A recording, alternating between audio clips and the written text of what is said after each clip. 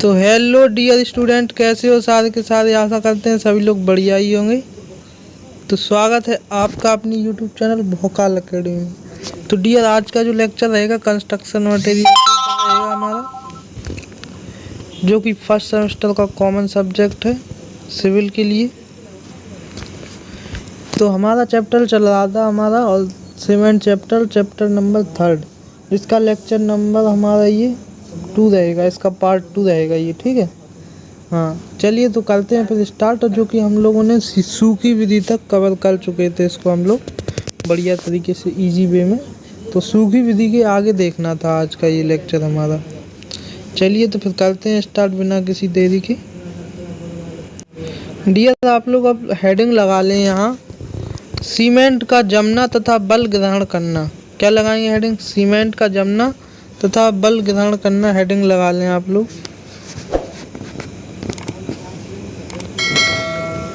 जल्दी से हेडिंग लगाएं आप लोग। चलिए तो इसके अंतर्गत क्या लिखेंगे हम लोग? देखो, सीमेंट बनाने के लिए कच्चे पदार्थों का उपयोग होता है, जैसे कि चूना और मृतिका, ठीक है। चूना और मृतिका को उचित अनुपात में मिलाकर तथा घोल तैयार करते हैं, ठीक है। देखो, जो हमारा चूना और मिट्टी होती है उसको एक उचित अनुपात में मिलाते हैं, फिर उसको हम क्या घूर्णी भट्टी में पकाते हैं, ठीक है। ये देखो, ये लिख लेना बस, आप लोग थ्योरी से जो मैं बता रहा हूँ उसको समझ लें एक बार, ठीक है। सीमेंट को हम 2 कच्चे पदार्थ होते हैं उनके द्वारा बनाए जाते हैं, जैसे कि चूना और मिट्टी, ठीक है। चूना और मिट्टी में और भी चीज़ें पाई जाती हैं तो उन सब से होता है हमारा, बट 2 कच्चे पदार्थ हैं, चूना और मिट्टी का, ठीक है। इनका एक निश्चित अनुपात होता है, ठीक है। वो निश्चित अनुपात जब भी पता चलता है जितना आपको सीमेंट बनाना है उसके हिसाब से अनुपात भी लिया जाता है, ठीक है।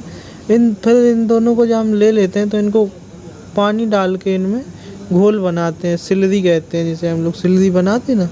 हाँ, तो घोल बनाने के बाद इनको हम वो घूर्णी भट्टी है उसमें पकाते हैं, ठीक। पकने के बाद इसको पकाते हैं, तो पकने के बाद सूखने को रख देते हैं। सूखने के बाद जब जो हमारे इसमें क्लिंकर बनते हैं, क्या क्लिंकर बन जाते हैं, तो उन क्लिंकर को छोटी छोटी गिट्टियों सी हो जाती हैं वो क्लिंकर की, ठीक है। तो इन गिट्टियों को थोड़ी मात्रा में खड़िया या मिट्टी, जिप्सम या फिर जिप्सम वगैरह मिलाकर महीन कर लिया जाता है, ठीक है। यह चूर्ण सीमेंट ही कहलाता है, ठीक है। ये जो चूरन सा बन जाता है फिर हमारा, तो यही हमारा सीमेंट कहलाता है। तो यही आप लोग इस टेक्स्ट के द्वारा जो लिखा गया है, ये यही चीज़ है इसके अंदर जो मैंने बोला है। तो आप लोग ये चीज़ ज़रूर अच्छे से लिख लें, ठीक है।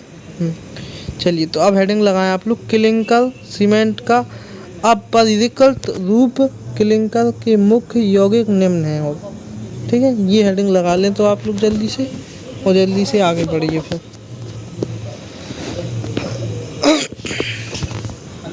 चलिए तो देखो, यौगिक हमारे कौन कौन से, तो ट्राई कैल्शियम सिलिकेट और डाई कैल्शियम सिलिकेट। और जो इसके ट्राई कैल्शियम सिलिकेट के अक्षर होते हैं ना, जिस मतलब कि इसको हम इसको प्रदर्शित संकेत, ट्राई कैल्शियम सिलिकेट का संकेत क्या, तो ट्राई कैल्शियम सिलिकेट का संकेत हो जाएगा हमारा C3S और डाई कैल्शियम का C2S, ठीक है। और ट्राई कैल्शियम का जो परसेंटेज होता है वो 48% होता है और डाई कैल्शियम का 24%, ठीक। अब ऐसे ही हमारा ट्राई कैल्शियम है, तो ट्राई कैल्शियम को C3S से हम लोग संकेत हुए और इसकी मात्रा 10% होती है, ठीक है। टेट्रा कैल्शियम एल्यूमिनो फेराइट, इसे C4AF से प्रदर्शित करते हैं तथा इसकी मात्रा 9% होती है, ठीक है डियर। अब कुछ पॉइंट है उनको भी थोड़ा देख लीजिएगा अब आप लोग। तो उपरोक्त को क्या, उपरोक्त यौगिकों को इनकी पहचान करता बोध के नाम पर बोध यौगिक भी कहा जाता है, ठीक है। जैसे कुछ यौगिक हैं तो कुछ कंपाउंड हैं, उनको पहचान के लिए तो बोध के नाम से भी पहचाने जाते हैं इनकी, क्योंकि कुछ पहचान नहीं होती तो ये बोध के नाम से जाने जाते हैं फिर, ठीक है।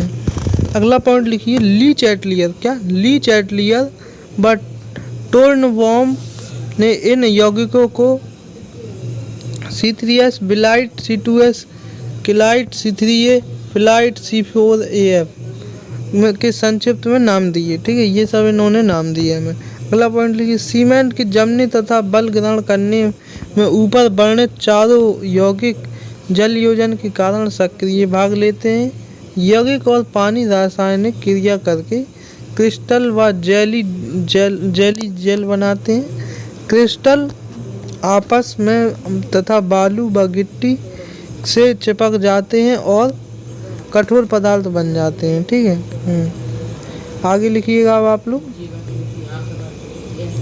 सर्वप्रथम ट्राई कैल्शियम एल्यूमिनेट C3A व tetra calcium aluminate ferrite C4AF जमते और कठोर होते हैं। ठीक है, सीमेंट होता है उसका प्रारंभिक जमाव होता है, इन्हीं यौगिकों के कारण होता है। ठीक है, एल्यूमिनेट कठोरीकरण प्रस्राव प्रथम 24 घंटों में अधिक स्पष्ट हो जाता है, परंतु यह 28 दिन तक चलता है। ठीक, पानी से क्रिया करके एल्यूमिनेट ऊष्मा उत्पन्न करता है। जब उसकी पानी से क्रिया होती है एल्यूमिनेट की, तो वह हमारा ऊष्मा उत्पन्न कर देता है। ठीक है, अधिक ऊष्मा निकासी सीमेंट कंक्रीट के लिए हानिकारक होता है। ठीक, अगर अधिक ऊष्मा वाला है तो सीमेंट कंक्रीट के लिए यह हानिकारक होगा। ठीक, इसलिए सीमेंट कार्यों की 21 दिन तक पानी डालकर तराई की जाती है। क्या, इसीलिए इसकी तराई की जाती है। जी सर, अब देखिए आगे।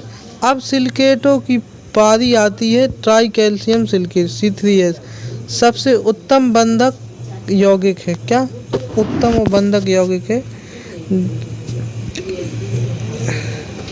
यह जमकर कठोर हो जाता है। क्या, यह जमकर कठोर हो जाता है, जिससे सीमेंट बल ग्रहण कर लेता है। ठीक है, प्रथम 7 से 8 दिन तक बल ग्रहण क्रिया अधिक होती है। ड्राई कैल्शियम सिलिकेट C2S पहले 28 दिन तक तो पानी से कम क्रिया करता है, परंतु बाद में यह ट्राई कैल्शियम सिलिकेट के बराबर ही योगदान करने लगता है।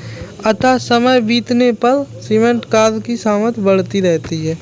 ठीक है सर, ओके। अब हेडिंग लगा लें आप, हाइड्रेशन ऑफ सीमेंट, जल योजन। ठीक है, सीमेंट का जल योजन।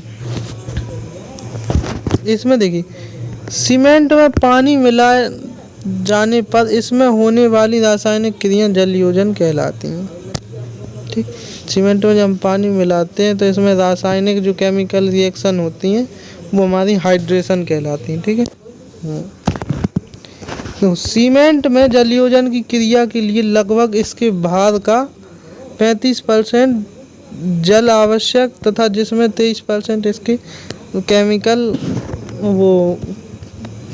केमिकल घटक होनी चाहिए। ठीक है, और रासायनिक क्रियाओं के लिए और शेष जल सीमेंट कणों की रिक्तियां को भरने व व्यय होता है। ठीक है, भरने में और उस रिक्तियों को कणों जो सीमेंट के कण होते हैं उनकी रिक्तियों को भरने में कुछ व्यय भी होता है। ठीक है, सीमेंट का जमना सेटिंग और सीमेंट का कठोर होना। ठीक है, उस जमना हमारा सेटिंग कहलाता है और कठोर होना हेडरिंग कहलाता है। ठीक है, ये दो अलग अलग शब्द हैं। सीमेंट के जमने का अर्थ है इसके पेस्ट या मसाले तरल कंक्रीट को जमकर कड़ा ठोस हो जाना, परंतु इसमें बल सामर्थ्य स्ट्रेंथ का ना होना। ठीक है, हाँ, जबकि कठोर होने पर सीमेंट मसाले कंक्रीट में बल सामर्थ्य उत्पन्न होने लगता है। ठीक है डियर, ओके। अब आगे बढ़िए, हेडिंग लगाएं आप लोग, सीमेंट प्रयोगशाला परीक्षण।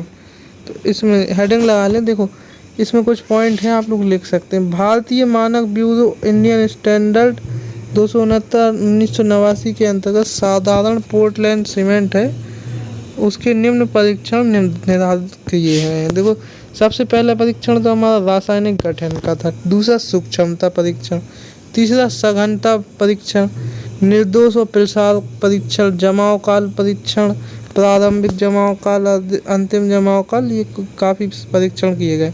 और इसका सामर्थ्य होता है, स्ट्रेंथ का टेस्ट भी किया गया है। देखो, एक तो कॉम्प्रेसिव और एक टेंसाइल स्ट्रेंथ, ये सब टेस्ट किए गए हैं। ठीक है, तो सबसे पहले हम लोग देखेंगे रासायनिक गठन परीक्षण। क्या देखेंगे, रासायनिक गठन परीक्षण।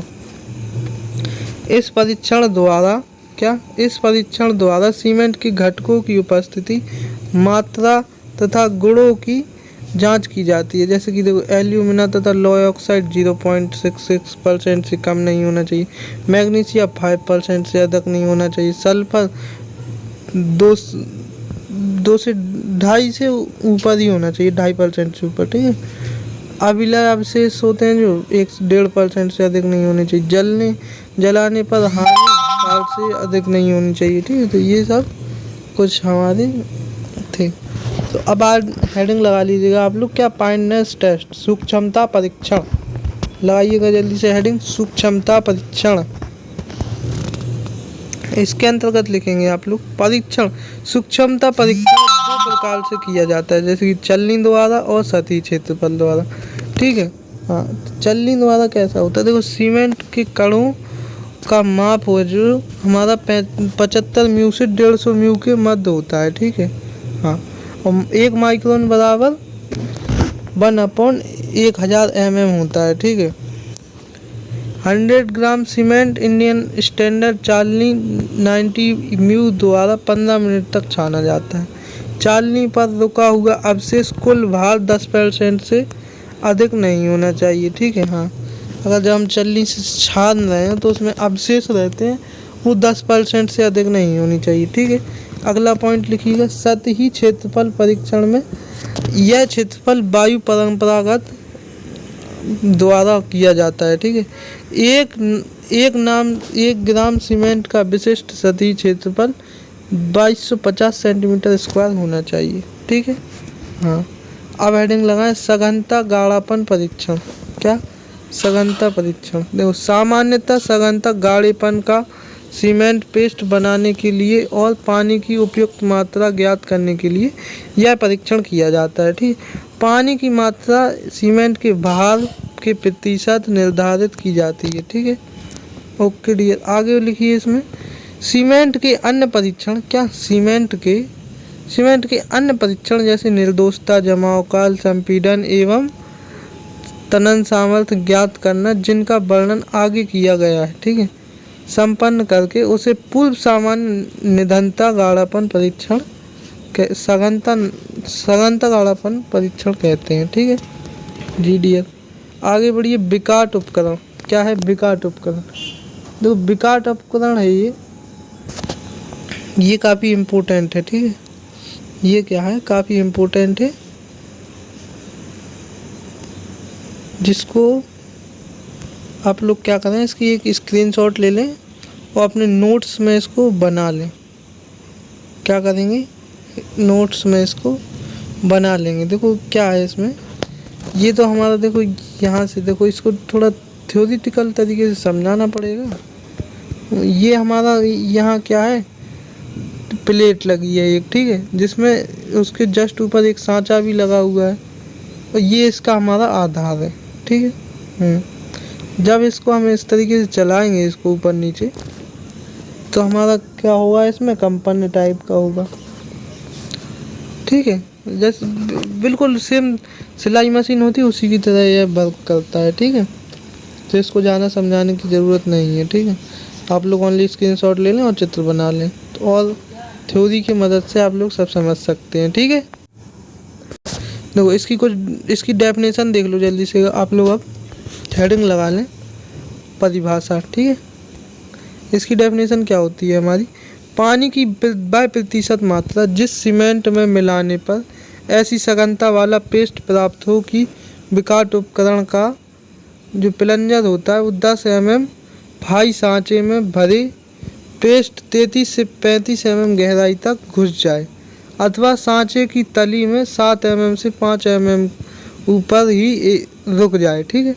ऐसे पेस्ट का सामान या मानक सघनता वाला पेस्ट कहते हैं, ठीक है जी डियर। इसकी और जो बल्क मेथड है इसका वो देख लें आप लोग थोड़ा।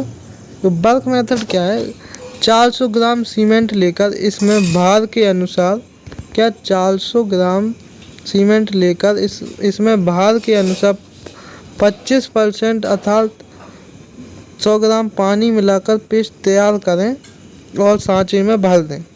सांचे में अवशेष प्लेट पर रखा जाता है।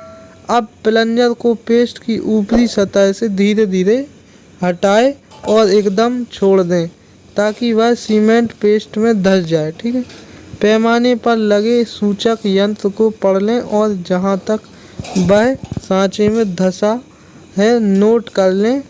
अब विभिन्न अनुपात में पानी मिलाकर विभिन्न पेस्ट तैयार कर लें। ठीक है, तो ये हमारी इसके क्या थे, कुछ वर्क मेथड भी थे और थोड़ा बहुत और है इसमें, थोड़ा और देख लें आप लोग।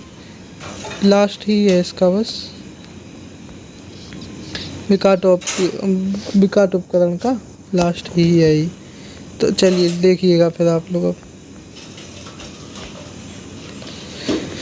तो इसमें देखो क्या है, इसी प्रकार जांच करें जिस पेस्ट पर प्लंजर सांचे की तली से 3 से 5 mm ऊपर ही एक तल पर रुक जाए, अर्थात 33 mm से 35 mm तक भीतर घुस जाए, वह पेस्ट मानक है और पानी की वह प्रतिशत मात्रा सामान्य या गाढ़ापन का मान दर्शाएगी और अगले परीक्षणों के लिए आधार बनेगी। ठीक है, अगली हेडिंग लगाएं, निर्दोषता या पिलसाल परीक्षण। क्या निर्दोषता या पिलसाल परीक्षण, देखिए इसमें क्या लिखेंगे डियर हम लोग। अब यह परीक्षण ली चैटलियर उपकरण से किया जाता है। साधारण पोर्टलैंड सीमेंट का पिलसाल 10 mm से अधिक नहीं होना चाहिए। ठीक है, यह एक महत्वपूर्ण परीक्षण है क्योंकि जो दो भी सीमेंट होता है हमारा अनसाउंड सीमेंट, इसमें दरारें पड़ना या कटना फटने की लगी रहती है। ठीक है, संरचना विफल हो जाती है और इससे ठीक है हमारी ठीक है भाई। इससे अब देखेंगे हम लोग क्या, वर्क मेथड। क्या देखेंगे, वर्क मेथड। वर्क मेथड में ली चैटलियर के सांचे, क्या किसके, ली चैटलियर के सांचे कांच की प्लेट पर रखकर उसमें शुद्ध सीमेंट का पेस्ट बनाकर भर दिया जाता है। पेस्ट बनाने के लिए सीमेंट में इसके भार का 0.78 पानी मिलाया जाता है तथा पी का मान सघनता परीक्षण द्वारा पहले ही ज्ञात कर लिया जाता है। ठीक है डियर, ओके डियर। चलिए, माना सामान्य सघनता के लिए पानी प्रतिशत 30 है, तब परीक्षण के लिए पानी का प्रतिशत 0.7 × 30 = 23.4, अर्थात सीमेंट का भार 23.4% होगा। एक सांचे में ऊपर एक अन्य कांच की प्लेट रखकर इस 24 घंटे से 27 डिग्री सेल्सियस से लेकर 32 डिग्री तापक्रम में पानी में रखा जाता है। ठीक है, इस अवधि के बाद सांचे को पानी से बाहर निकालकर दोनों सूचकों के मध्य दूरी पैमाने से नाप लेते हैं। अब सांचे को पुनः पानी में रखकर पानी को उबाला जाता है। ठीक है डियर, और इसी अवस्था में 3 घंटे तक उबलते पानी में रखा जाता है। ठीक है भाई, अब सांचे को पानी से निकालकर ठंडा करके पुनः सूचकों के मध्य दूरी नापी जाती है। यह 10 mm से अधिक नहीं होना चाहिए। ठीक है, सीधी बात तो यही है कि यह 10 mm है जो इससे अधिक नहीं होना चाहिए। ठीक है, दो जमाव काल। क्या जमाव काल, दो जमाव काल होता है जो हमारा, वो भी 2 प्रकार का। कितने प्रकार का होता है, 2 प्रकार का। जो हमारा जमाव काल होता है सेटिंग टाइम, ये भी 2 प्रकार का होता है। एक तो देखो इनिशियल सेटिंग टाइम होता है और एक फाइनल सेटिंग टाइम होता है। ठीक है, तो ये इन दोनों के बारे में हम अब चर्चा करेंगे अपना। चलिए तो पहले देख लेते हैं हम लोग क्या, जमाव काल के कुछ पॉइंट, फिर इन सेटिंग टाइम के, फिर उसके बाद इनिशियल और फाइनल दोनों देखेंगे। ठीक है, तो जो हमारे जमाव काल के हैं वो कुछ पॉइंट देख लें आप लोग। साधारण सीमेंट के लिए प्रारंभिक जमाव काल 30 मिनट लिया जाता है। ठीक, शीघ्र जमने वाले सीमेंट के लिए यह अवधि 5 मिनट की होती है। अगला पॉइंट लिए, साधारण सीमेंट का अंतिम जमाव काल 10 घंटे लिया जाता है और शीघ्र जमने वाली की अवधि 30 मिनट ली जाती है। ठीक है, बस इतना है इसका, ठीक है, जमाव का। अब देखेंगे प्रारंभिक सेटिंग टाइम। यह अधिकतम अवधि है जब सीमेंट पानी मिलाए जाने के बाद विकट उपकरण की 1 mm वर्गाकार फलट वाली सुई सीमेंट पेस्ट में घुस जाती है तो परंतु सांचे की तली 5 mm ऊपर ही रुक जाए तो ये हमारा प्रारंभिक जमाव काल, ठीक है। अंतिम जमाव काल, यह वह अवधि है जब पानी मिलाए जाने के बाद सीमेंट पेस्ट की सतह पर विकट उपकरण की 1 mm वर्गाकार सुई अपने 5 mm व्यास वाले कॉलर के साथ जुड़कर अपना चिन्ह छोड़ देती है परंतु पेस्ट पर कॉलर का कोई निशान ना पड़े। ये हमारा फाइनल सेटिंग टाइम होता है, ठीक है। इसकी जो कंप्रेसिव स्ट्रेंथ है उसका देख लीजिए। कंप्रेसिव स्ट्रेंथ टेस्ट, देखो इसका जो पानी का प्रतिशत का ये फार्मूला है आप लोगों के लिए, तो ये आप लोग जरूर नोट कर लें, ठीक है। लीजिए डियर, ये आप लोग नोट जरूर कर लें, ठीक है। अब इसकी जांच कर लेंगे हम लोग। जांच के लिए थोड़ा देख लेते हैं जांच में क्या लिखेंगे हम लोग। तो जांच में लिखेंगे संपीड़न जांच मशीन में 3 दिन की तराई के बाद शेष 3 दिन या 7 दिन की तराई के बाद जांचे जाते हैं। घन संपीड़न जांच मशीन में रखकर विघटित किया जाता है। मशीन की भारण दर 350 kg पर सेंटीमीटर स्क्वायर पर मिनट होती है, ठीक है। भार समान रूप से लगाना चाहिए। जिस भार पर घन टूट जाए उसे नोट कर लें और घन के क्षेत्रफल से भाग देकर कंप्रेसिव स्ट्रेंथ फाइंड कर लेंगे, ठीक है। ओके डियर, आगे बढ़िए। अब आप लोग हेडिंग लगा लें, क्या तनन सामर्थ्य, क्या टेंसाइल स्ट्रेंथ टेस्ट। तो देखो टेंसाइल स्ट्रेंथ का एक तो हमारा सूत्र होता है, सबसे पहले ये देख लें आप लोग, इसे नोट कर लें बढ़िया तरीके से, ठीक है। अब कुछ पॉइंट होते हैं जो इसको टेस्ट के इसके, तो वो देख लें आप लोग, ठीक है।